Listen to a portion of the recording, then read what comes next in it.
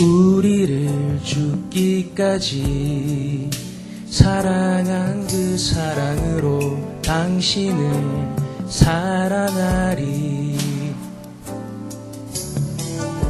약속하신 축복의 말씀 굳게 믿으며 믿음의 가정 세우리. 우리 함께 섬기며 믿음의 가정 세우리. 거친 세파가 몰아칠 때 세상 사람들 모두 알게 되리. 믿음 위에 선 우리 가정.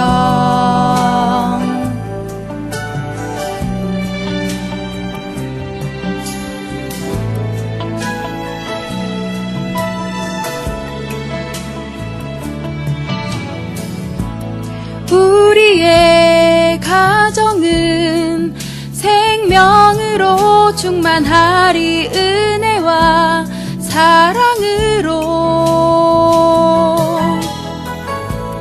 우리의 사랑은 희생하며 섬기는 것. 주님 보이신 대로 우리 함께 섬기며 주님 모습 닮아가리. 주님께까지 자라가리. 생명의 빛을 세상에 전하리. 믿음 위에 선 우리 가정.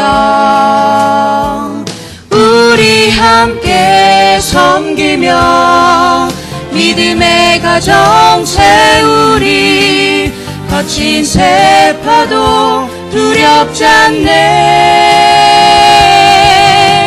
세상 사람들 모두 알게 되리.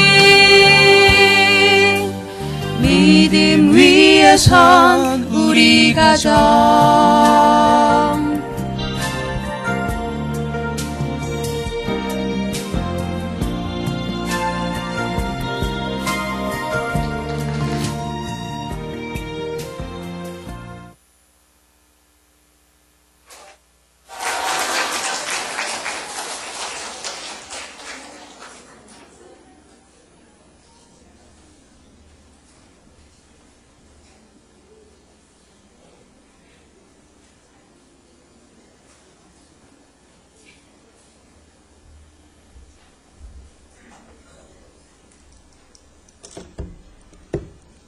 네, 이번 앵콜은 진심인 것 같은데.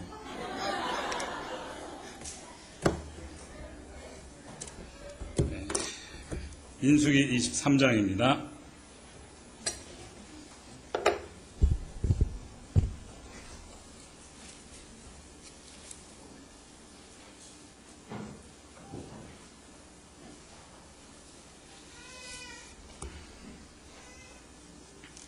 민수기 23장 27절에서 4장 9절까지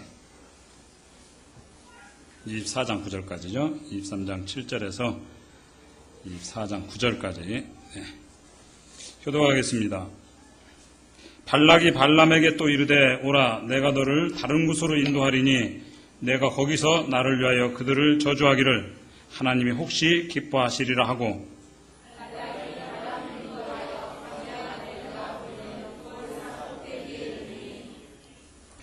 발람이 발락에게 이르되 나를 위하여 여기 7 제단을 쌓고 거기 수송아지 7마리와 순양 7마리를 준비하소서.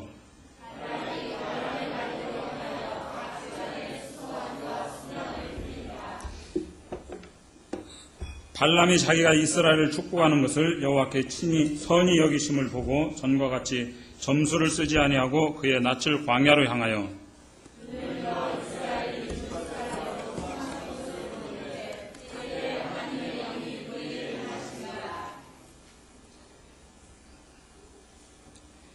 그가 예언을 전하여 말하되 부울의 아들 발람이 말하며 눈을 감았던 자가 말하며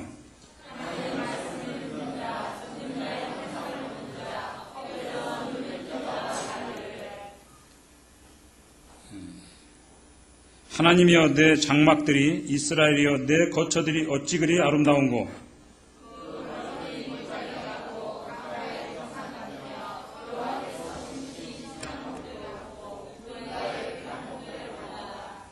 그 물통에서는 물이 넘치겠고 그 씨는 많은 물가에 있으리로다.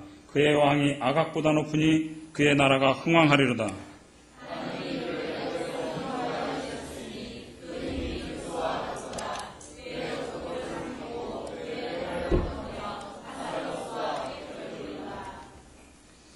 같이 읽겠습니다. 시작.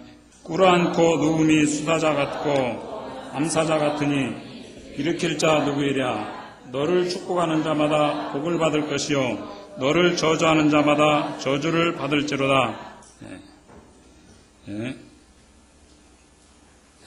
저는 좌우에 있는 분하고 인사하겠습니다. 당신은 복을 받은 사람입니다.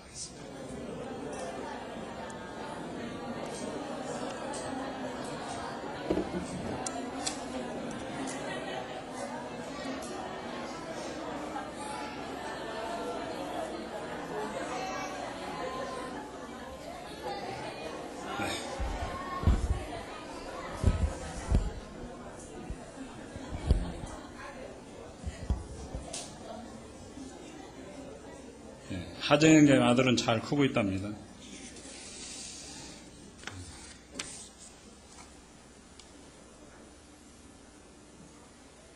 그 선교원금은 1인당 얼마신지 아시죠? 3,000원입니다. 더 내면 뭐라 할 겁니다. 3,000원씩 하시면 되겠습니다. 왜 3,000원으로 하느냐 늘 얘기하지만 다 같이 하라고.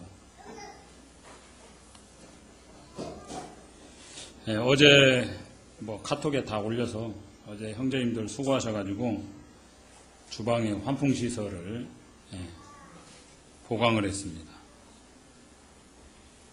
자매님들이 고생하셔서 형제님들 자매님들 정말 사랑하는 것 같아요. 형제들을 위한 공간은 없잖아요.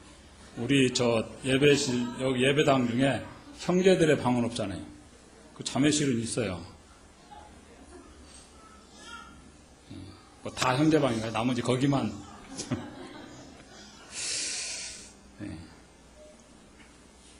기도해 주시고,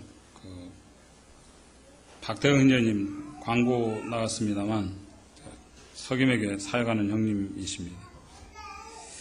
난소암이 그냥 암이 개체했는데 난소암은 현대의학으로 못 고친답니다. 주님께 특별하게 또 은혜를 베푸시길 바라고 자매님들 건강관리 잘 하셔가지고 CBF 캠프하고 청소년 바다 캠프에 봉사할 수 있는 몸으로 준비해 놓으시기 바랍니다. 저희 자매처럼 또 이렇게 슬쩍 빠지는 몸이 되지 마시고. 네. 말씀 제목, 하나님의 은혜가 임하면 사랑스러워진다. 하나님의 은혜가 임하면 사랑스러워진다.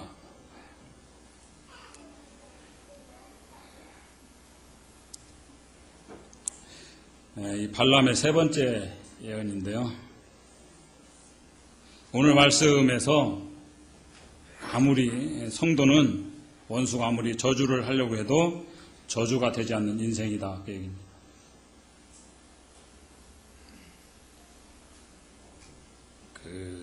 기독교 서적 중에 제 기억에 남는 아주 좋지 않은 책이 하나 있었어요.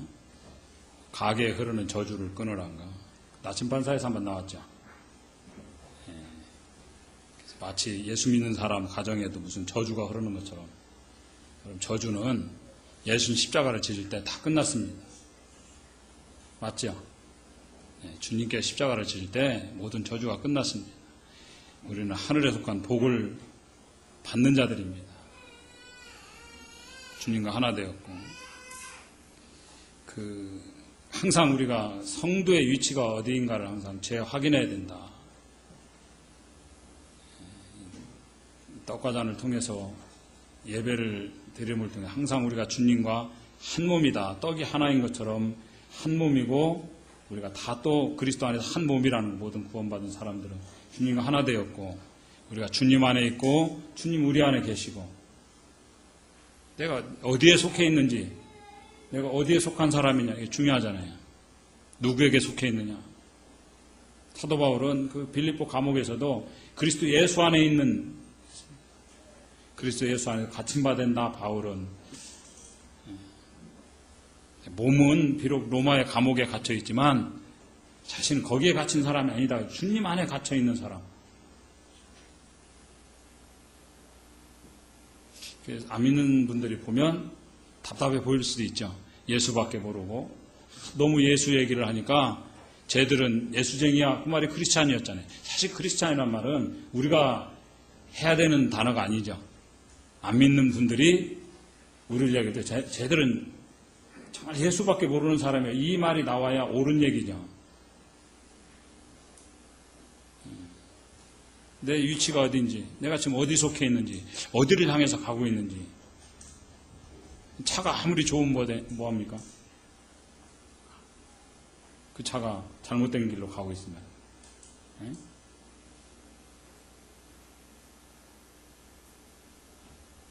그 하나님 자녀들은 저주에 신경 쓸 필요가 없다. 그건 세상이 아무리 공격하고 또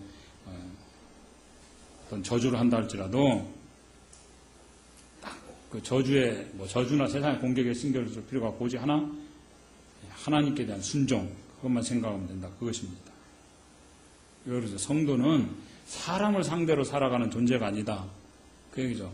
성도는 하나님을 상대하며 살아가는 존재다. 야곱을 하나님께서 이스라엘로 이름을 바꿨습니다. 야곱이 그 이름 뜻이 사기꾼이잖아요. 발 뒤꿈치를 잡았다. 남 잘 되는 걸 못 보는 존재잖아요. 태어날 때부터 형 뒤꿈치를 잡았잖아요. 나보다 잘 되는 건 참을 수가 없는 존재였어요. 수단과 방법을 가리지 않고 하나님의 축복도 하나님의 복도 자기가 쟁취할 수 있다고 생각하는데 자기의 어떤 머리로서 하나님 그게 아니다. 그걸 가르치기 위해서 그 삶이 험난했잖아요. 나중에 그 고백이 내 삶은 험난했다 이런 고백을 하는데 어떤 외삼촌 집으로 이제 어쩔 수 없이 가게 되는 일이 벌어집니다. 우리는 외갓집 그러면 상당한 그 좋은 이미지가 있잖아요. 아닌가요? 저만 그런가요? 제가 어느 추석에 집에 이제 고향에 갔다가 저녁 먹어야 될 시간에 돌아왔어요. 저녁밥을 해 먹기도 막 저희 자매하고 우리 애하고 이제 그 집에서 밥 먹자 사 먹고 들어가자. 그래가지고 옥포에 있는 식당 뭐 압니까? 그래가지고 간판이 좋아가지고 갔어요. 외갓집으로 돼 있길래 아니더군요. 일단 외갓집 그러면 고모 그러면 별론데 이모 그러면 상당히 와닿잖아요. 이게 참 마음이 그런 것 같아. 야곱이 외갓집으로 도망을 갔습니다. 외삼촌한테. 근데 야곱이 사기계의 똘마니 그러면 외삼촌 라반은 대부였죠. 사기꾼계의 대부였어요. 여러분 그 바둑도 이렇게 수가 좀 앞서면 전에 한번 이세돌 그 인터뷰하는 거 들으니까 20수를 내다본대요. 여러분 바둑 수를 20수를 앞을 내다보면 내가 이거 놓을 때 우리는 한 수 그것도 잘 못 보잖아요. 옛날 아다리만 자꾸 그러는데 근데 야곱이 뭐 해야 될지 다 아는 사람이었어요. 딱 첫 보면 그 전문가들끼리는 통하잖아요. 집에 오자마자 라헬을 좋아한다는 거 알았습니다. 그래서 딸 시집 보내면서 사기치잖아요. 20년을 노예 생활했습니다. 진짜.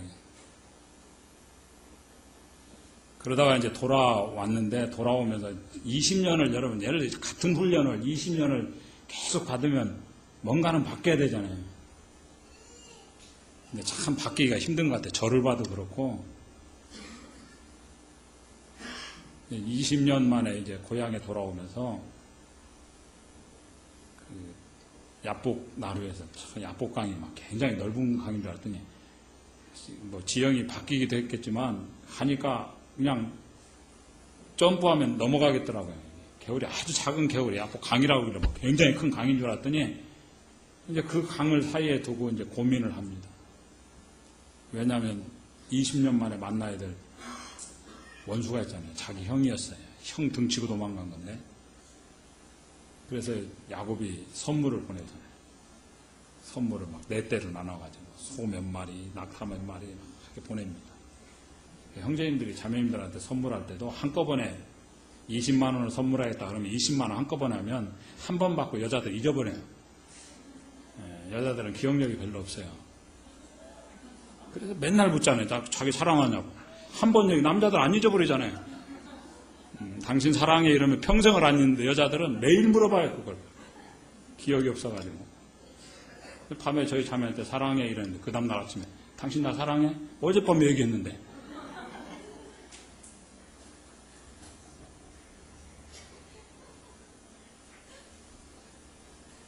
일단 야곱이 그래서 선물을 이렇게 나눠서 하는 게 좋아요. 5만 원씩 4번 하는 게 20만 원 한 번 하는 거 훨씬 효과가 있어요.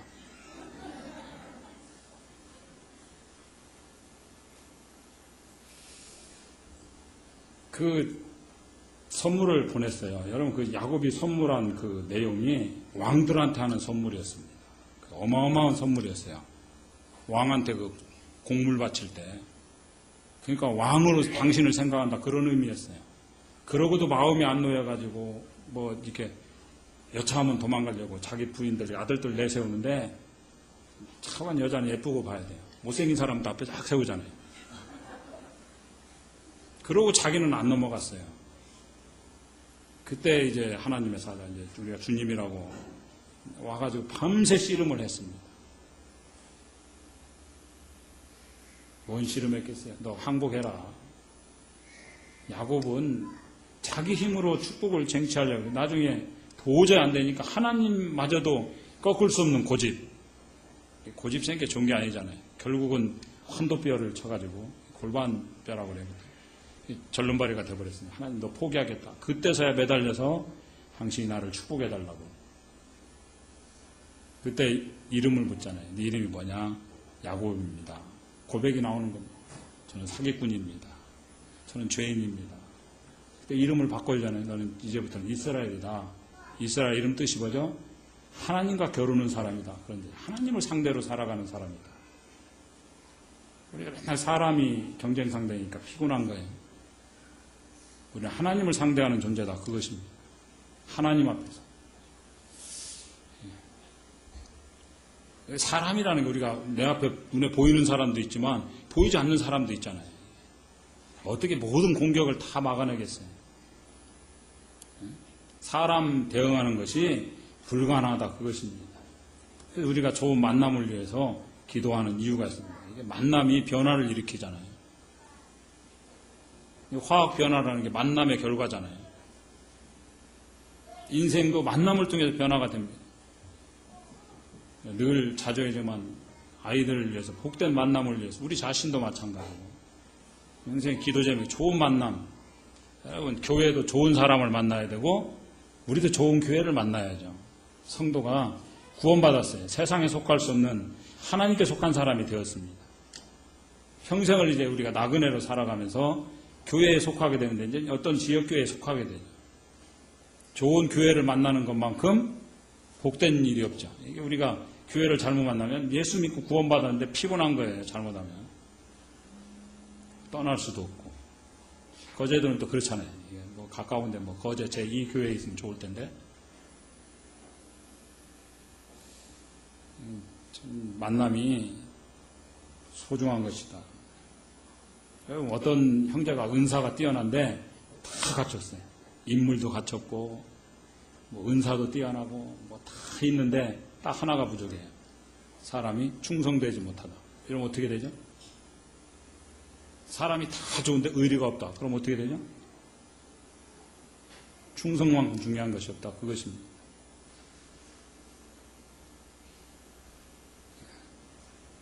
우리가 하나님께 연결돼가지고 항상 하나님만 상대하면 어떤 도전이 있다 할지라도 하나님 우리를 지켜주십니다. 세상이 험하고 우리가 정말 힘든 세상을 살아가도 하나님께 연결이 돼 있으면 하나님 우리를 지켜주신다. 그것입니다. 아무리 약한 자라도 우리가 약한 성도라 할지라도 우리가 주님 안에 있으면 어떤 악한 자가 우리 저주를 퍼부어도 저주가 되지 않는다. 23장 23절에 야곱을 해할 점술이 없고 이스라엘 해할 복술이 없도다. 이때 야곱과 이스라엘에 대해 논할진대 하나님께서 행하신 일이 어찌 그리 크냐 하리로다. 그러니까 하나님 백성을 대적할 사술이 없고 예수님께 피로 사신 교회를 해할 복술이 없다. 그것입니다. 교회는 망하지 않습니다.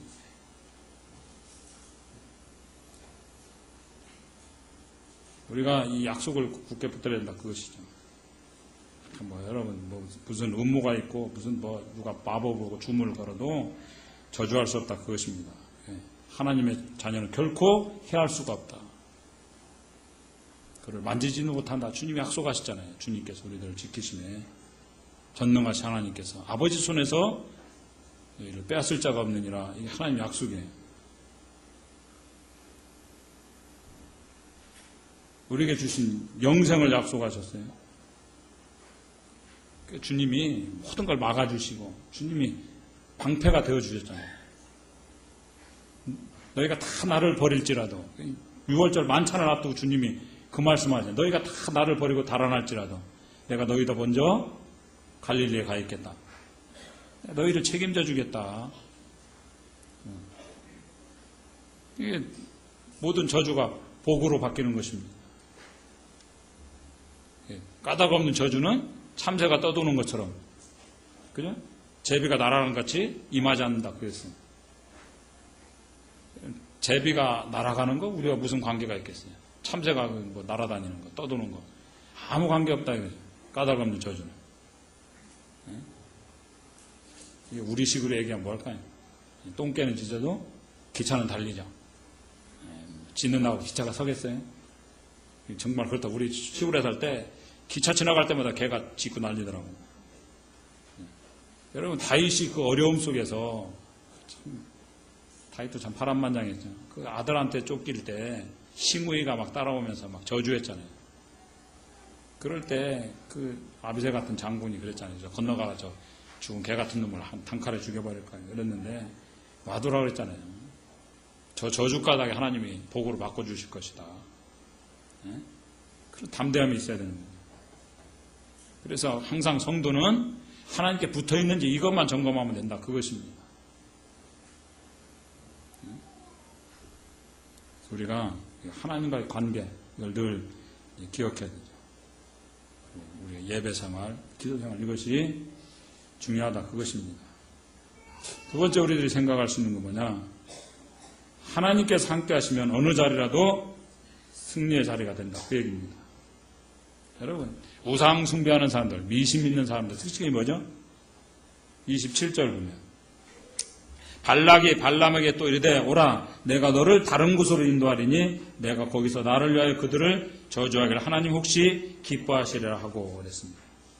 장소가 안 좋아서 안 된다. 뭐 이런 얘기 하잖아요. 터가 나빠가지고, 터가 세가지고. 장소 옮기고. 여러분, 하나님의 자녀들은 확실성입니다. 확실성이고, 우상 숭배하는 사람 항상 가능성이죠. 여러분. 혹시 기뻐하시면. 혹시 기뻐하시면. 혹시로 살면 안 되잖아요. 그죠? 혹시. 확실한 길을 가야죠. 왜 우리가 예수님을 믿고 이 길을 갑니까? 항상 설명이 가능해야 된다고. 우리가 믿는 바에 대해서. 성경이 어떤 책인지, 성경이 무엇을 말하느냐. 저는 늘 자주 얘기합니다만 이스라엘이 저희 1200만인 줄 알았더니 TV에 그래 나오는데 805만 명이라고 나오대요. 정확한 인구를 한번 찾아봐야 되겠는데, 여러분 1000만이 안 되는, 그렇게 사실 1000만이 안 되는 인구가 지금 이스라엘 땅에 살고 있습니다. 전 세계 인구를 다 합쳐도 2500만이 채 안 됩니다. 그 이스라엘 누가 지금 무시할 수가 있습니까? 항상 어떤 게임의 승리자잖아요. 2000년 동안 나라가 없다가 거의 2500년 동안 나라를 세우지 못했다가 그 민족이 다시 나라를 세운 나라는 민족은 이스라엘밖에 없어요. 세계 역사상.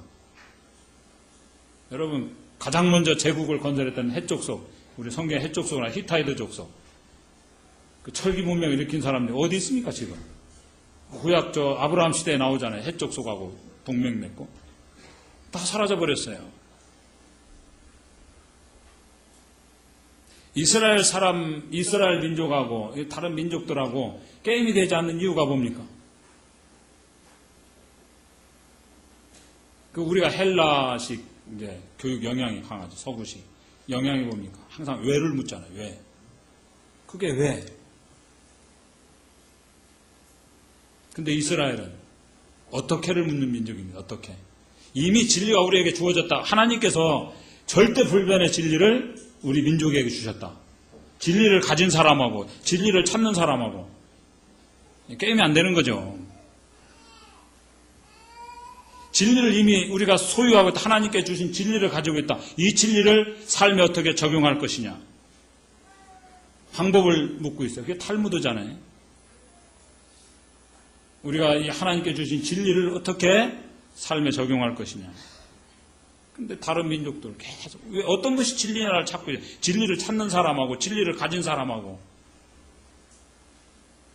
근데 지금은 이스라엘이 진리를 잃어버리고 하나님의 의를 모르고 자기 의를 세우고 힘써 하나님의 의를 복종치 않고 있는 시대잖아요. 그러나 일단 하나님 말씀을 맡은 민족이었어요. 하나님의 경륜이 있기 때문에 지금도 붙들고 계십니다. 그럼 교회는 뭡니까? 참된 하나님의 자녀들은 진리를 가진 사람들이에요. 그냥 순종하면 돼요.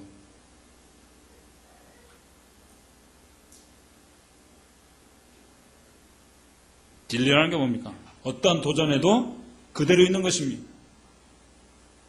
진리는 영원한 거잖아요. 진리는 변하지 않는 거예요. 세상이 지금 가진 도전을 가져도 진리는 불변하는 것입니다. 변하면 그게 진리가 아니죠.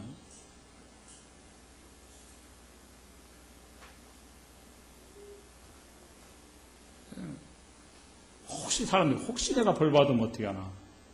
혹시 안 되면 어떻게 하나?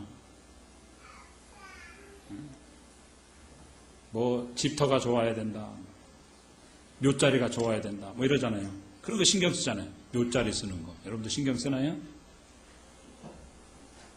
여행도 어디 여행 가는데 어떤 날짜에 가면 안 된다. 이사도 무슨 날에 가면 안 된다. 그 가면 안 되는 날에 우리는 가야 돼요. 이사 비용도 싸요. 그 문지방에 올라서면 안 된다. 뭐 이러잖아요. 자꾸. 시험 보기 전에는 학생들 머리 깎으면 안 되고 손톱 깎으면 안 되고 목욕하면 안 되고 뭐 이런 거 있잖아요. 그게 많은 사람이 그냥 시달리고 있어요. 그냥 시달리고 있고. 그러나 하나님께서 장소에 관계없이 시간에 관계없이 그저 하나님 함께 하시면 언제나 승리할 수 있다. 그겁니다. 우리 주님이 우리를 다 아신다고 그랬어요.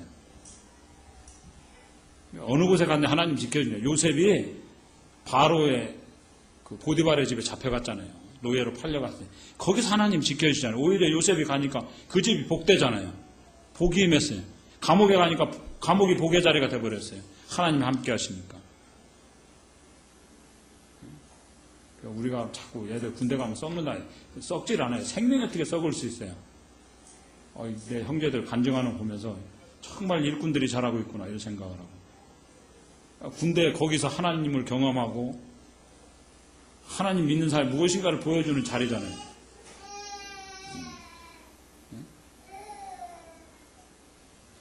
그 미신이다 그겁니다. 자꾸만 마귀가 이렇게 맞출 때가 있어요. 그죠? 장소나 이런 거 할 때 주님이 허락하실 때가 있어요. 테스트 해보느라고. 머리 깎고 손톱 깎고 시험 봤더니 떨어졌어요. 그럴 수 있죠. 떨어질 수도 있어요. 붙을 수도 있는 거고 아무 관계가 없는 건데 그냥 아무 상관관계 없는데 그걸 관계를 지어요. 자꾸만. 그걸 하나님 뭘로 여기신다고? 우상숭배로 여깁니다. 그런 거 따라가면 안 돼. 여러분 혹시 손소구시 아세요? 풍수도사인데 우리는 관심 없어요. 풍수도사였어요. 돌아가셨는데 손석우라는 분이 책을 하나 썼습니다. 터. 읽어보세요. 터 보셨죠? 성경만 보니까 유명한 책이에요. 풍수의 대가였어요. 터라는 책이 있었어요. 전에 우리 예배당 지어줬던 김 소장님이 그 비슷한 책 갖고 다니시더라고요. 터. 이 손석우 씨 영향이 대단했습니다. 그 사람 책 읽고 그 사람 점주해준 대로 묘짤 이런 거 따져가지고 따라했던 사람 많이 있습니다. 대표적인 사람이 누군지 아십니까? 가장 대표적인 인물. 김대중 전 대통령. 조상묘 잘못 써가지고 대통령 안 된다. 그래서 묘짤에 옮겼습니다. 그래서 대통령 됐습니까? 안 됐습니까? 됐어요. 그게 마귀의 시험이다. 그것이 안 돼야 되는데 됐어요. 그 봐라, 김대중 씨도 묘짤에 옮겨가 대통령 됐지 않느냐? 대통령 될 가능성이 전혀 없었는데 되지 않았느냐? 그래서 거기에 그냥 탁 비리 꽂혀가지고 따라한 사람이 있어요. 누군지 아세요? 이회창 씨. 대통령 됐습니까? 안 됐습니까? 안 됐어요. 다 알죠. 우리 정치인들이 그러고 있어요. 이게 우리 일반 사회에 만연해 있는 의식이에요. 이게. 이거 깨야 됩니다. 이걸 지금 무슨 뭐 형상을 만들어 놓고 저라고 그게 우상숭배가 아니라니까요. 그거 다 따자 우리 썼으면 진짜 이 나라가 세계 최강국이 돼 있어야죠.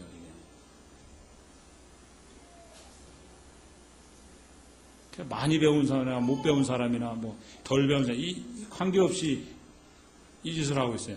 인공위성 쌓으려면 돼지머리 놓고 절하는 게 이게 말이 돼요?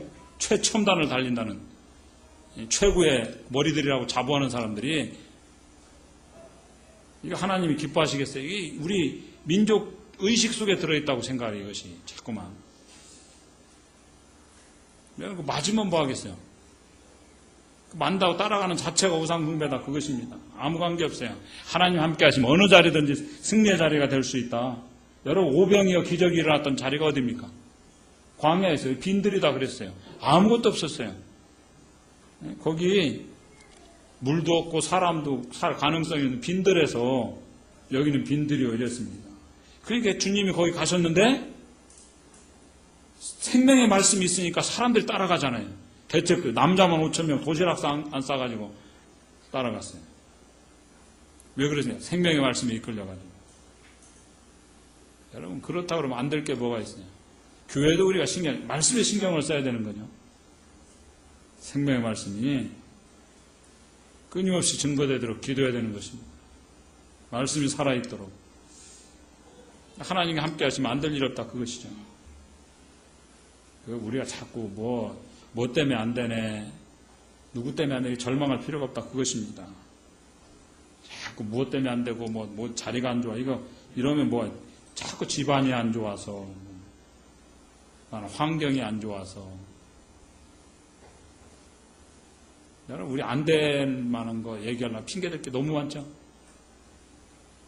그러나 하나님 함께 하시면 된다. 내게 능력 주시는 자 안에서 내가 모든 걸 할 수 있다.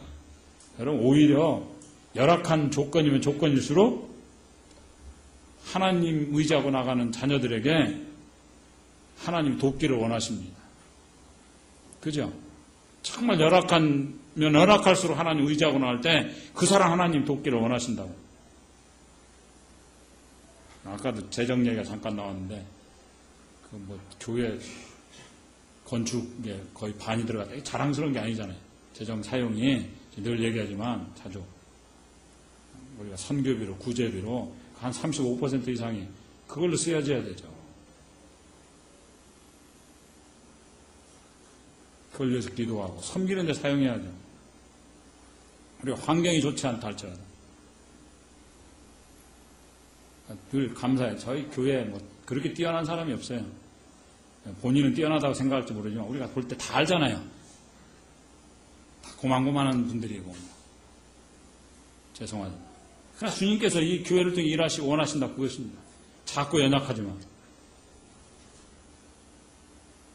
그래야 우리가 하나님이 확실히 도우셨다. 열악한가 하고 열악하고 부조가 없는 가운데 해야 확실히 하나님이 도우셨구나. 이걸 다 인정하게 되죠. 예? 여러분, 여건이 좋아가지고 갖춰진 사람이 뭐가 잘 되면 그게 하나님이 도와서 된 건지, 저 사람 정말 여건이 좋아서 된 건지, 그게 헷갈리잖아요. 예? 확실히 열악한 사람이 기도했는데 하나님이 도우시면 그 사람이 되는 거 하나님이 도우신 거 이렇게 인정할 수밖에 없잖아요. 왜 이스라엘 하나님께서 그 엄청나게 숫자가 늘 수도 있는데도 늘려고 그러면 항상 무슨 일이 생겼어요, 보면. 너희가 뛰어난 나라가 아니다 이랬어요. 너희가 머리가 좋은 것도 아니고 선한 것도 아니고 너희처럼 고집센 민족이 없다 그랬습니다. 하나님이 기뻐하시면 되는 거예요. 그냥 하나님 그냥 기뻐하시면. 그래서 우리의 불리한 조건이 기도 응답의 옥토인 것입니다. 불리한 조건이 기도 응답을 받는 불리한 유리한 옥토다 그것입니다. 최적의 옥토예요. 찌질한 형제가 멋진 자매하고 결혼했어요. 그럼 뭐라 그래요?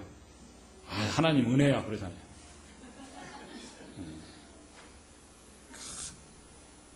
저 형제 능력이 있어. 그게 아니잖아요. 항상 형제 결혼한 게 정말 하나님 은혜야. 이거 자주 듣는 사람 생각을 해야 돼요.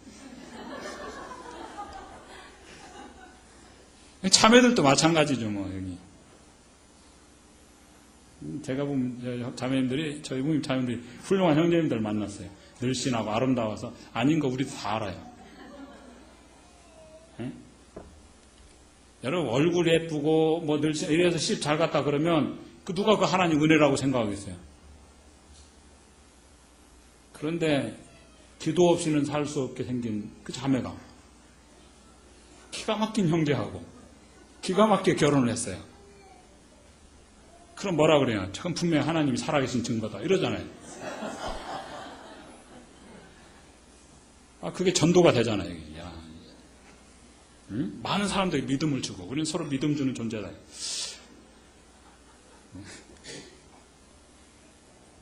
그냥 믿지는 셈 치고 막 결혼했는데, 그런 일들이 많다. 그것입니다. 그래서 열악한 조건이 열악한 게 아니죠. 하나님 입장에 놓고 보면 그것이 우리를 위해 일할 수 있는 옥토다 그것입니다. 왜 우리를 자꾸 낮추시죠? 그거 붙들어야 된다 그것입니다. 여러분 창세기 13장에 14장 봤습니다. 요셉 목자하고 아브라함 목자가 다툽니다. 그때 아브라함이 조카 노아한테 네가 먼저 선택해라 이랬습니다. 네가 좌하면 내가 우하고 네가 우하면 내가 좌하리라. 그랬더니 제일 좋은 땅 선택해가지고 룻이 가버리잖아요. 그때 당시에 제일 좋은 땅이 소돔이었습니다. 지금도 농사짓기에는 엄청나게 좋은 땅. 이스라엘 가보면 그 요단강가잖아요. 소돔 땅이. 농사가 그냥 되더라고요. 그냥 막 가버렸어요. 먼지 날리면서 말 타고 휙 가버렸어요. 롯이 가버리고 먼지 날리는 그 모습 보면서 하나님 뭐라고 그러십니까? 아쉬운 마음이 없었겠어요? 아브라함이 야 네가 좌하면 내가 우하고 네가 우하면 내가 좌하리라 그렇게 했을 때 무슨 말씀입니까? 삼촌이 먼저 택하셔야죠. 이렇게 말하는 게 인지상정이죠. 그런데 막 그렇게 말하면 삼촌이 택할 것 같거든. 그러니까 얼른 잡아가지고 갔어요. 그때 얼마나 마음이 아쉬웠겠어요. 아브라함이 발로 땅을 탁탁 찼을 수도 있고, 그죠? 아쉬운 마음에. 그 먼지가 확 일어났어요. 먼지가 일어날 때 하나님 뭐라고 합니까? 네 자손을 이 땅에 티끌같이 많게 하겠다. 16절에 하나님 지금 먼지 날리고 있지? 이러면서 창세기 13장 16절에 내가 내 자손이 땅에 티끌 같게 하리니 사람이 땅에 티끌을 능히 셀 수 있는데 내 자손도 세리라. 먼지 보면 하나님이 해석을 달리 해주잖아요. 이게 먼지가 아니야. 네 자손의 숫자야. 이런. 그러니까 롯이 떠나면서 먼지를 날리면 날릴수록 이거 아이고 복이 되는 거죠. 이거 아이고 복이다. 그 얘기죠. 뭐 떠나 버리장머리 없는 놈, 저런 은혜를 모르는 놈. 왜냐면 그 아버지 돌아가셨는데 거둬졌잖아요. 은혜를 모르는 놈. 물이라도 뿌리면서 가지 뭐 이런 게 한 게 아니에요. 그 하나님 그 먼지나 그러잖아 섭섭한데 그러자도 버르장머리 없는데, 그럼에도 불구하고 먼지를 바라고 네 자손이다. 네 자손의 숫자가 되리라. 그랬더니 아브라함이 말을 하지 먼지에 더 날려라 뭐 그랬겠죠. 최악의 모습이 최선의 모습으로 변화되었다. 그것입니다. 이 나라가 최악의 나라였어요. 여러분 조선시대 때 다리도 건설 안 한 거 아시죠?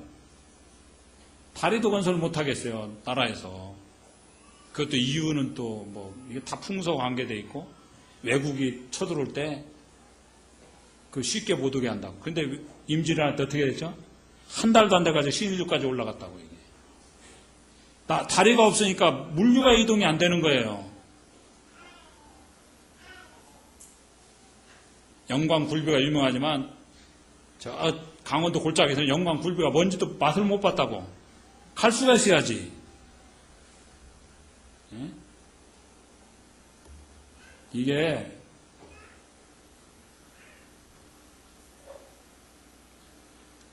그렇게 냄새가 많이 났다는데 한국 사람이 씻질 않아가지고. 저희 국민학교 다닐 때죠. 때도 하도 안 씻어가지고 하여튼간 용의검사였잖아요. 손톱 깎았는지 안 깎았는지, 목욕했는지 안 했는지. 그 선생님이 미리 얘기해줘요. 이번 주 수요일 용의검사 한다. 그런데도 잊어버리고 안 씻고 오는 거예요, 이게.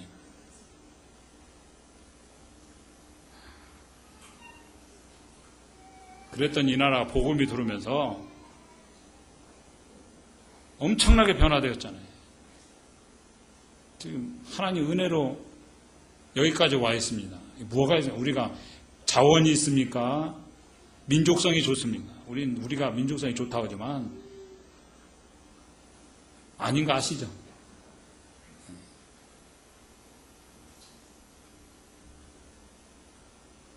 천재를 용납 못하는 나라잖아요.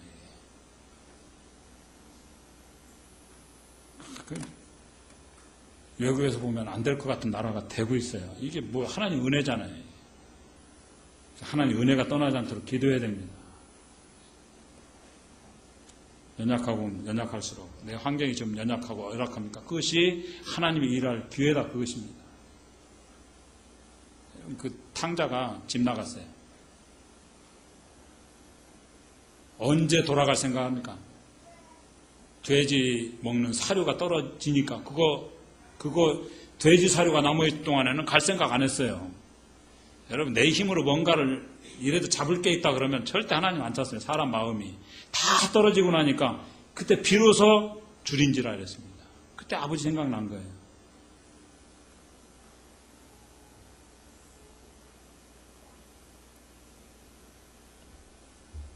그 집 떠날 때 아버지가 몰랐겠어요. 다 하셨지. 저가 가지고 망해가지고 완전히 거지되면 돌아온다는 거. 그러니까 준비하고 있잖아요. 하나님 우리한테 자유를 주시는 분입니다. 무슨 얼거 매가지고 코 깨가지고 그냥 하나님 우리 예수 믿고 나면 막 코를 깨가지고 진리를 할지니 진리가 너희를 자유케 하리라 그랬습니다.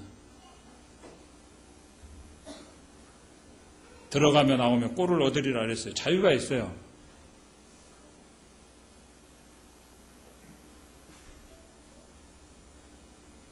하나님 떠나서 사는 것이 얼마나 헛되고 가치 없고, 너희가 주님 없이 살던 지난 날을 생각해봐라. 그때 일에 그 열매를 부끄러워 하나니 이랬잖아요. 주님 우리를 돌아오시게 하세요. 장소와 환경에 관계없이 하나님 우리 편이시고, 주님께서 세상에 있는 사람들을 사랑하지 끝까지 사랑했다. 제자들이 배반할까 하시면서 주님 그러니까 나는 네 편이다. 하나님 우리 편이세요. 세상 모든 사람들을 등진다 할 때 나는 네 편이다.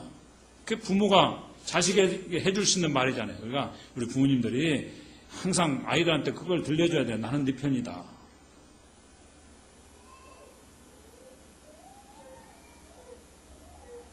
세 번째는 뭐냐? 하나님 은혜 주시면 평안이 임한다. 그것입니다. 하나님 은혜 주시면 사랑스러워진다. 여러분, 발람이 예언을 했습니다. 예언하면서 뭘 봤죠? 이스라엘 진치고 있는 모습이 그 아름다운 모습을 보면서 예언을 했어요. 4장 2절에 눈을 들어 이스라엘의 그 지파대로 천막 친 것을 보는데 그때 하나님의 영이 그 위에 임하신지라. 삼국대기에서 보니까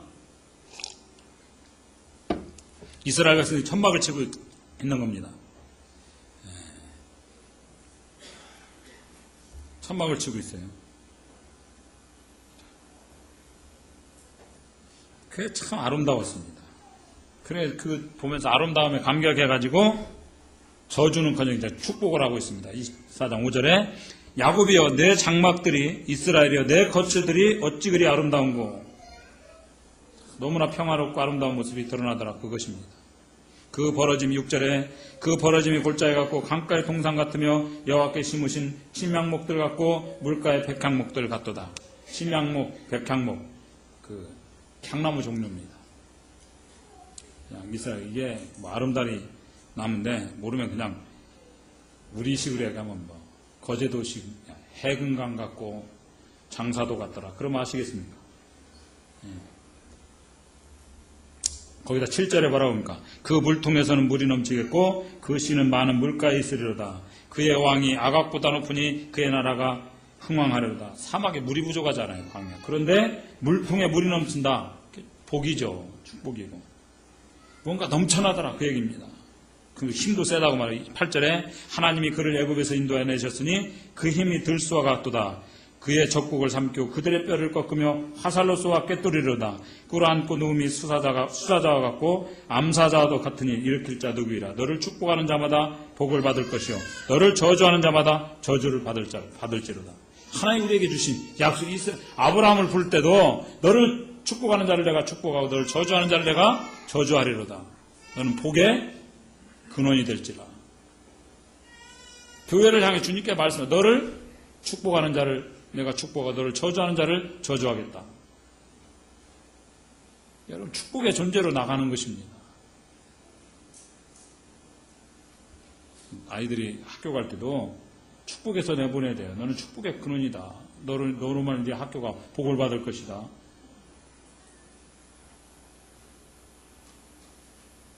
여러분, 우리 삶도 마찬가지. 하나님 우리를 복 주시면 복 주신 삶이 아름다운 모습이 됩니다.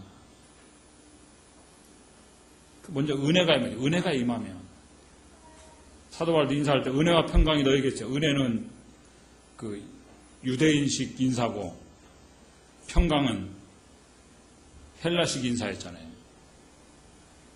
근데 먼저는 항상 은혜예요. 은혜가 임해야 평화가 있는 것입니다. 은혜가 임해요. 은혜가 뭐죠? 자격 없는 자에게. 사람은 자기가 자격 없다 이걸 인정하고 싶지 않은 거예요. 은혜라는 단어가 제일 부담스러운 단어입니다. 사람들이 별로 안 좋아해요. 은혜로 되었다 그거보다는 내가 실력이 있었고 뭔가를 갖췄고 그렇게 되었다고 인정받는 걸 좋아하지. 다 아무 자격 없는데 그냥 은혜로 된 거예요. 근데 아무 자격 없는데 못했어요. 이거 별로 안 좋아해요. 이게 우리가 쓰는 단어지만 별로 안 좋아한다. 이스라엘 백성들이 하나님 앞에 나와가지고 출애굽할 때도 10가지 재앙을 내립니다. 도대체 은혜가 없다는 걸 계속 교육을 하셨어요. 근데 자꾸 자격을 갖췄다. 지금도 그렇게 생각을 하잖아요. 우리는 하나님이 선택한 민족이고 뭔가 할 수 있다고 생각을 하는 거예요. 자꾸만. 그래서 하나님이 십계명을 주셨어요. 하도 할 수 있다고 생각하니까. 그렇게 여기고 하나님 앞에 서니까 한번 해봐라. 내가 너희들한테 기준을 제시하겠다. 이 기준대로 살 수 있는지 한번 해보겠느냐? 네, 이랬잖아요. 그 하나님께 주신 표준대로 살 수 있습니까? 없습니까? 아무도 그렇게 살아갈 수가 없어요. 인간은. 우리끼리 70점, 80점 얘기할 수 있죠. 그죠? 하나님 앞에서. 아무도 자격이 없어요.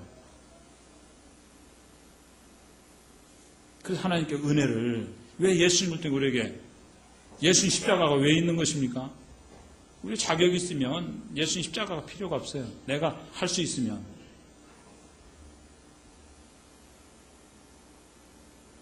그래서 주님 앞에 서면 내가 할 수 없는 자입니다. 나는 자격이 없습니다. 주님. 십자가가 뭡니까? 인간의 전적인 부패죠. 인간 썩었다고 가망성 없는 존재다 그것입니다. 우리가 어떻게 포장하고 뭐 어떻게 꾸미고 이렇게 나와서 우리가 그럴듯한 사람으로 다른 사람 보이기를 원하지만 하나님께서 우리의 폐부를 살필 때 아무도 가망성이 없어 스스로 십자가는 그거예요. 우리가 첫째 가능성 없는 존재다. 두 번째는 하나님의 은혜로 죄사함을 얻을 수 있다. 그 얘기죠. 하나님 은혜로. 이 은혜를 깨달을 때 비로소 평강이 우리 마음에 임하는 것입니다. 절대 평안. 여러분, 내가 예쁘고 아름다워야 예쁜 게 아니에요. 여러분, 내가 잘나고 멋있어야 멋있는 게 아니에요. 하나님이 복 주시면 그냥 예쁘게 보이는 거예요. 그게 중요한 거예요. 하나님이 멋지게 복을 주시면 멋지게 보이는 거예요. 여러분, 가인이 도망가가지고 제일 먼저 한 일이 뭡니까? 하나님 앞을 떠나가지고 성을 쌓았어요. 여러분, 왜 성을 쌓았을까요? 두려워서. 두려움이 성을 쌓았습니다. 그 성을 쌓았다고 불안이 해소됐으면 계속 불안한 거예요.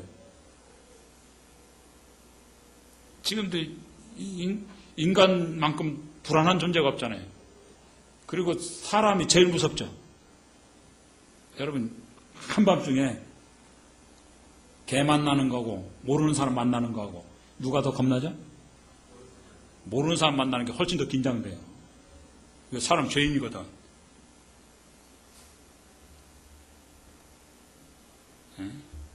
스스로 지키려고 성을 쌓았습니다. 지금도 사람이, 우리도 성 쌓고 불안한 사람이 있어요. 누구 여기까지 못 두르는 자기만의 성이 있고. 그 재벌 회장이 수년 전에 자살을 했어요. 돈이 없다고 자살했습니다. 그 사람 돈 없으면 우리는 어쩌라는 거죠? 수조를 가지고 있던 사람이 망하면 수천억 원이 있을 거 아니에요. 100분의 1로 줄어도 수백억 원이 있을 거 아니에요. 수백억 있는 사람이 돈 없다고 자살을 했어요. 응? 우리 그 수백억, 100억 만들려고 해도 우리 10사람 로또 당첨돼야 돼요.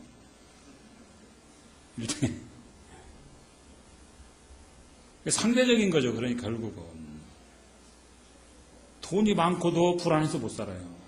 반면에 어떤 때는 그냥 초라한 전셋집에 살면서도 하나님 찬송하고 기뻐할 수 있다. 그것입니다. 그래, 마찬가지. 우리가 인생 아무것도 없어도 하나님 복 주시면 그냥 예쁜 거예요. 그게 중요하죠. 은혜가 나를 지켜준다. 그 얘기야. 은혜가 임하면 다르게 보는 거예요. 은혜가 임하면 사람들 마음에 감동이 있습니다. 감동이 있어요. 그래서 자발적으로 돕는 사람들이 나오고 자발적으로 헌신하게 되는 것입니다. 우리가 모든 일들을 교회들이 자원함으로 돼야 되는 거예요. 충분히 뭐 어디 학생 캠프, 주교사 캠프 지금 처음 준비하기 때문에 내가 볼 땐 잘 할 건데도 그냥 가능성을 능력을 잘 모르는 것 같아. 아마 매일 모여서 기도하겠죠. 중요한 거죠. 기도로 되어지고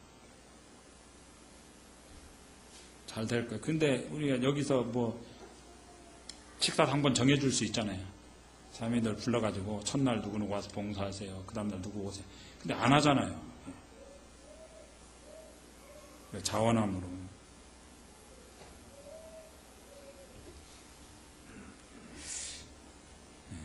자발적으로 헌신하기를 원하시는 거예요. 자발적으로. 주님.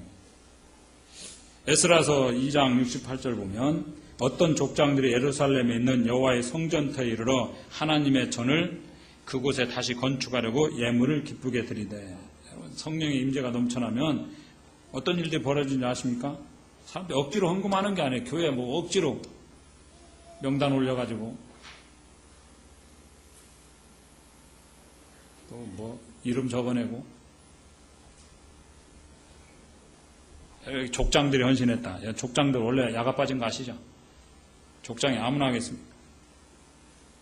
족장들이 예물을 기쁘게 드려요. 왜 그렇습니까? 하나님 은혜가 임하니까. 은혜가. 그래서 교회도 은혜가 임하도록 해요. 은혜가 떠나지 않도록 기도해요. 은혜가 전해지도록 항상. 살 길이 은혜고. 인생도 마찬가지예요. 하나님 은혜가 넘쳐나면 사랑스러워집니다. 사람들이 사랑스러워지고 힘이 있어지고 능력이 있어지는 거예요. 자꾸 무슨 꾸미고 뭐 성형수술하고 이래야 예뻐지는 거 아니에요. 그냥 자연 휴양림 같고 무슨 저기 뭐 비무장지대 같고 이렇게 생겼는데 은혜가 있으면 매력 있게 보이잖아요. 그게 순수해 보이고. 예? 이유를 설명해라. 왜 저 사람 예뻐 보이냐? 이유를 설명을 못하죠. 그냥 좋은 거죠. 한교인 형제한테 물어보세요. 왜 그 자매가 좋아? 이유를 설명하고 이상해져요. 저도 모르겠어요. 뭐 그거죠, 그죠? 예? 여러분, 왜 저 사람을 사랑하냐? 이유를 모르는 거예요. 왜 잘해줘? 이유를 모르는 거죠. 그냥 좋은 거죠, 그냥. 내가 보호해줘야 될 사람 같고, 내가 책임져줘야 될 사람 같고. 그게 뭐죠? 하나님 은혜가 임한 것이에요, 하나님 은혜. 그래서 스스로 가치를 만들어내려고 하지 말고 하나님의 은혜가 임하는 사람이 되어야 된다, 그것입니다. 그냥 사랑스럽게 보였어요, 이스라엘. 근데 강하다고 사랑스러운 게 아니죠. 약한 존재를 사랑하잖아요, 사람도. 여러분, 그 헛소문의 진상이에요, 헛소문. 그래서 너무 그냥 카톡에도 뭐 자꾸 어디 뭐 몇 번 전화 받지 말라고 자꾸 그러는데 대부분 헛소문이에요. 그 전화 받으면 뭐 거기 하면 뭐 결제가 뭐 바로 된다 그러는데 그런 거 없답니다. 소문이 사실이 아닌 게 있어요. 근데 그 소문이 사실이 아닐 때 그 교회도 자꾸 이 아닌 말을 만들어내고 뒤에서 자꾸 얘기하는 게 좋은 게 아니에요. 헛소문을 만들어내면 헛소문을 공식적으로 부인했다. 그것만으로 해결이 안 된다, 그것입니다. 왜냐하면 사람들의 감정까지 이게 치유가 돼야 되는데, 그래서 헛소문이 무서운 거예요. 이게 왜 자꾸만 그 정치인들이 헛소문을 내고 또 어떤 사람 헛소문을 내느냐? 그 음해라는 게 있잖아요. 그 음해를 통해서 헛소문을 통해 누구를 공격하면은 그게 사실이 아니다라는 사과로 끝날 일이 아니다, 그것입니다. 그걸 치유하려면 10배 이상의 노력이 필요한 것이다. 지금 이승만 대통령이 뭐 6.25 때 일본으로 망명하겠다고 보도 나왔다면서요? 그게 사실이 아닌 거 아세요? 그 공영방송에서 그 일을 하고 있어요. 근데 사실이 아니라는 방송을 비슷하게 했어요. 근데 그것도 이게 사실, 우리가 방송하게 사실 아닙니다라고 공식적으로 말도 안 했어요. 제가 알기로. 뉴스 안 보는데. 다만, 아니라고 주장하는 사람도 있는 것 같다. 이런 식으로 얘기를 했어요.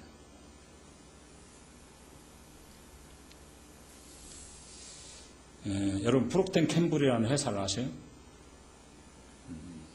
아이보리 비누 아시죠? 그거 만들던 회사입니다. 아이보리 비누 만들던.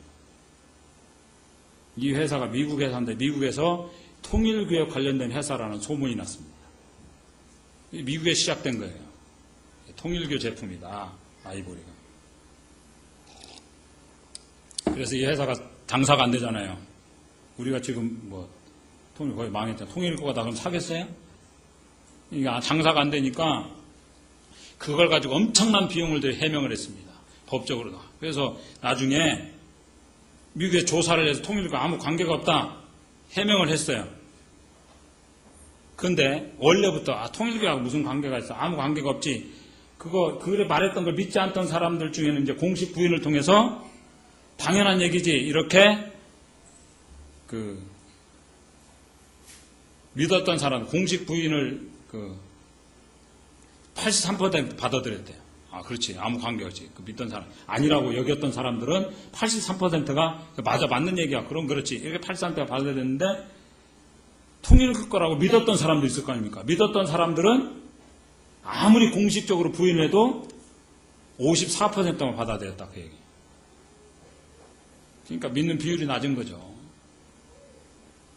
여러분, 사람은 기존의 자기의 생각하는 방식을 잘 안 바꿉니다. 자기의 생각에 반하는 정보를 잘 안 받아들입니다.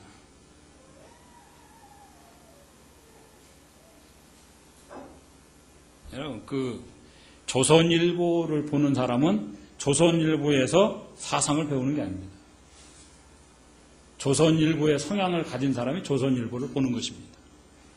한겨레 신문을 보는 사람, 한겨레 신문에서 사상을 받아들이는 게 아니에요. 한겨레 신문적인 사상을 가진 사람이 그걸 보는 거예요, 사람은. 자기가 추구하는 바를 보게 되는 것입니다. 뭘 보여준다 그걸 믿는 게 아니에요. 그래서 어떤 데서 어떤 정보를 우리가 받아냐에 따라서 성향이 나타나게 돼 있어요. 사람은 기존의 생각을 잘 안 바꾸려고 합니다. 자기 가지고 있는 생각을. 설득으로 한다. 여러분, 설득으로 제가 예수님 믿게 할 수 있을 것 같아요? 제가 설득해서 여러분이 설득될 것 같으면 차고 넘치지. 하나님도 인정했다. 전도에 미련한 거죠. 전도가 얼마나 설득하기 어려워요. 또 용기를 내 전도하다가 이상한 질문인데 막혀버리면 안 막힐 때 있나요? 막혀가지고 답답하고 내 믿음이 흔들리고. 여러분, 헛소문이 일단 한번 반감이 표현되면 사실이 아니라 할지라도 돌아오기 힘들다, 그 얘기입니다. 그래서 20년 가까이 프로텍 캠블이 어려웠어요. 그래서 지금 저는 프로텍 캠블 이러면 통일교가 생각이 나요. 아닌데도 아니지, 관계없어 이러면서도 연관적 생각이 나요. 통일교 프로텍 캠블 등식이 아니야 이러면서 자꾸 생각이 나는 거예요. 어느 식당에서, 레스토랑에서 소문이 났습니다. 아주 유명한 레스토랑에 식사를 하는데 쥐뼈가 나왔습니다. 여러분, 고기 먹는데 스테이크에서 쥐뼈가 나왔어요. 뼈가 씹히니까 보니까 쥐뼈였어요. 헛소문을 퍼뜨린 거예요. 쥐뼈 나왔다. 그게 사실이 아니잖아요. 쥐뼈가 나온 게. 근데 아무리 해명을 해도 그걸 아니라고 믿는 사람들까지도 그 식당 안 가게 되더라고요. 왜 그래요? 먹다가 그 집 음식 가면 쥐뼈가 생각나요. 쥐가 생각나는 거예요. 네? 그래서 제일 무서운 게 이간질하는 것이다. 그것입니다. 거짓 증언하는 것. 그게 사실 아니에요. 그걸로 끝나는 게 아니고 치명적인 것이 된다. 자꾸만 이 나라가 거짓 소문을 내고 힘들이 나라를 위해서 기도해야 되죠. 여러분, 그래서 결국 우리가 어떻게 살아야 되느냐? 이미지가 강하다고 살아남는 게 아닙니다. 잘 쓰임받는 게 아니에요. 우리가 형제가 되었던 자매가 되었던 부족하지만 하나님의 은혜가 임하면 하나님의 사랑받으면 된다고요. 사랑받는 존재가 되면. 사랑스러워야 될 조건을 다 갖추고 어떤 걸 갖추는 것보다도 약하면 됩니다. 귀엽게 보이면 되잖아요. 하나님 눈에 사랑스럽게 보이면. 저희 교회가 그래야 된다고 생각해요. 너무 교회가 강해져가지고 우리 건드려봐라 이러면서. 그죠? 교회가 무슨 힘을 휘두르고. 여러분, 교회가 세상을 싸워서 이겨야 되겠습니까? 지어야 되겠습니다. 교회는 져야 됩니다. 이겨서 뭐 할 거예요? 저희 참 교회 형제들이 정말 주님 닮았다. 우리가 저 길 공사하는데 수천만 원이 들었습니다. 수천억이라고 할 뻔했네. 가치는 수천억이지만 수천만 원이 들었어요, 사실. 저게 우리가 저 안에 엄청난 자매님들이 아파가면서 공사를 했는데 아랫집이 공사를 했어요. 저희가 공사하는 걸 다 이용했어요. 저는 이게 성화가 덜 돼가지고 돈 내놓으라고 할까, 공사비 받을까, 길 막을까 이런 생각 해봤어요.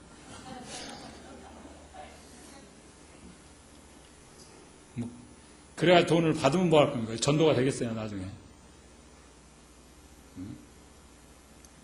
여러분, 사역자 그러면 어디가 최고 대우받고 그냥 그게 이미지가 되면 되겠어요. 오히려 성도들의 발을 씻겨주는 그 이미지가 있고, 사역자 그럼 완벽한 뭐 존재. 그럼 뭐가 좋게 여러분 사역하는 김병환에게 완벽한 모습. 여러분 겁나죠. 있을 때도 없고 내가 탁 쳐다만 봐도 여러분 다 알고 막 이러면 어디서 주님을 속여 막 이러면 막 넘어가고 이러보세요. 예?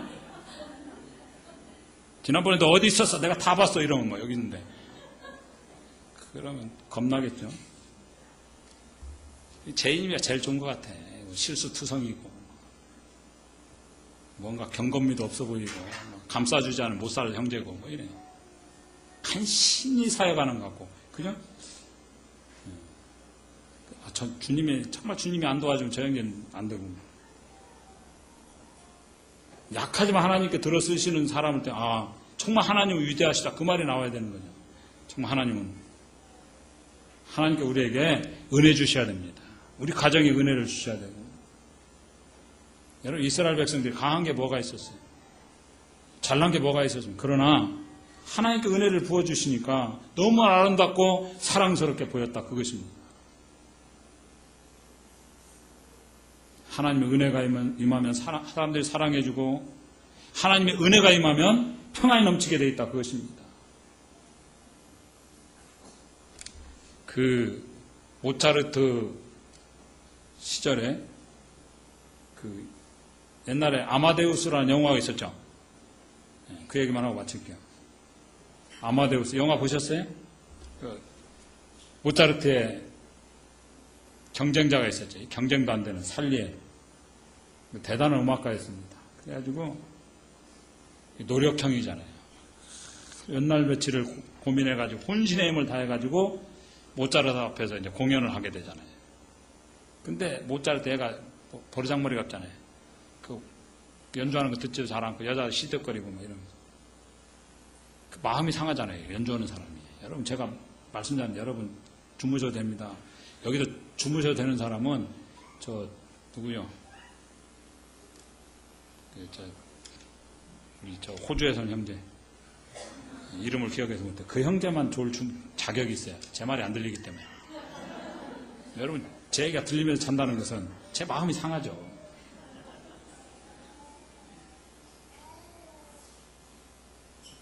이게 마음이 상해가지고 지가 천재면 천재지. 내가 이렇게 정성을 다해서 심혈을 기울여서 만든 곡을 무시하냐.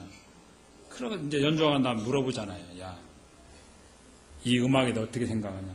그랬더니 모차르트 깔깔깔 웃더니 딱 피아노 앞에 앉아가지고 그대로 연주해버리잖아요. 그러니까 안 듣는 척 다 들은 거예요. 예? 한 번 듣고 연주하는 것도 뭐 차대에 들은 것도 아니고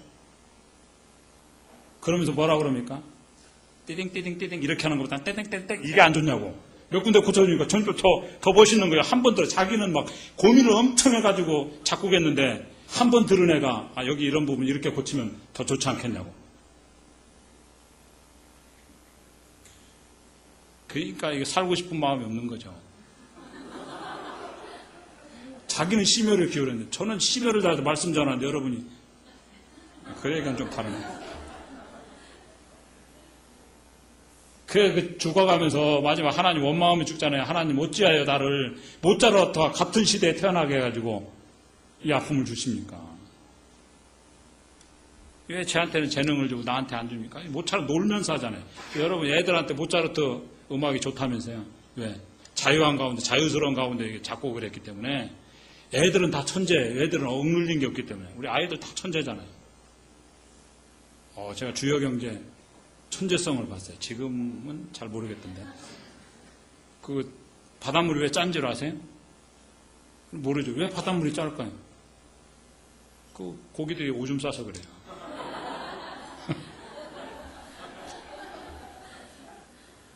생선들이 소변을 넣어서. 그래서 왜 그럼 생선 먹냐니까. 그러니까 씻어 먹지 이랬다는데 그때만 해도 천재였어요. 애들은 우리가 누려야 되는 것이죠. 하나님 은혜 아래서. 하나님 우리를 사랑스러워하셔요. 자유한 가운데서 누리기 원하시는 거예요. 그냥 하시면 돼요. 자유롭게. 하나님께서 모차르트가 대충 했기 때문에 편한 거예요.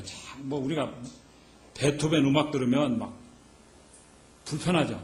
뭔가 막 자르는 것 같잖아요. 기독교 음악의 아버지, 그런데 엄마는 누굴까? 음악의 아버지 누군지 아세요? 학교 마친 지 오래돼서 생각하는 바하가 있어요. 음악의 아버지, 음악의 엄마는 여러분이 하시면 돼요. 바하 종교음악 대간, 바하 음악 들으면 막 꼭 우리 교파에서 쥐야 그런 내용이에요. 막. 어쨌든 제가 음악을 잘 모르니까 우리가 주님 은혜 아래서 우리가 주님께 은혜를 배우면 사랑스러워 보이고 은혜가 임하면 절대 평안이 있어요. 그래서 은혜를 구하는 교회가 되길 바랍니다. 항상 우리가 어떤 세상의 저주, 이런 신경 쓸 때 저주가 끝났어요. 하나님의 은혜만 있습니다. 그리고 어디에 있든지 하나님이 함께 하시면 승리자라는 거. 그리고 은혜가 임하면 사랑스럽고 은혜가 임하면 평강이 있다는 거. 이걸 위해서 기도할 수 있길 바랍니다. 잠시 기도하시겠습니다.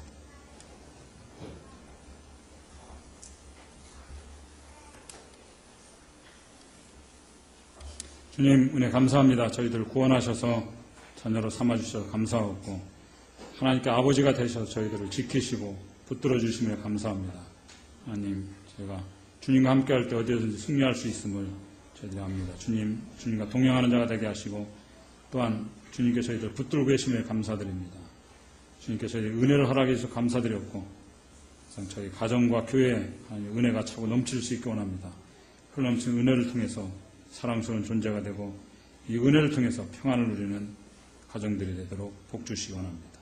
주님께 감사하며 우리 주 예수님의 이름으로 기도합니다. 아멘.